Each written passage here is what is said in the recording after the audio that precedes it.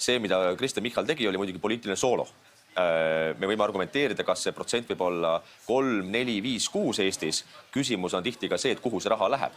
Me võime kulutada kas 10%, aga kui see raha ei lähe õigesse kohta, näiteks oma enda kaitsetööstuse arendamisse, et raha jääks Eesti majandusse, siis see raha raiskamine. Kui me kulutame kas või 3,5%, aga me suudame osa asju ise koha peal toota, näiteks laskemoona, mida me täna ei tooda Eestis, tänu sellele, et Reformierakond on üle aisa lasknud 30 aastat, siis ilmselgelt me ei räägi raha efektiivsest kasutamisest. Michalil oli see praegu samm poliitpopulistlik, selgelt.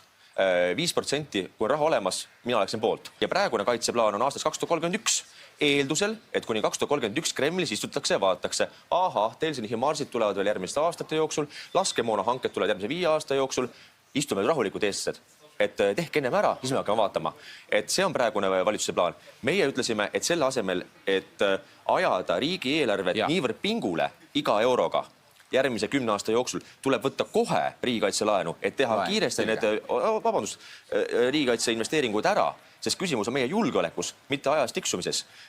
Seega see, mis praegu Michal tegi, oli puhas poliitpopulism selleks, et kõrvale lükata oma skandaali, kus ta nimetab korruptsioonivastase erikomisjoni esimeest lolliks.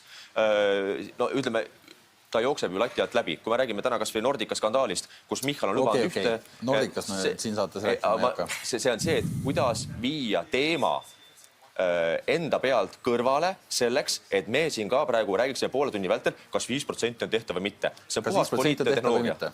Kui kaua teie ja Jaana veel erakonnakaaslased olete? Surmani. Ma tapan ta ära.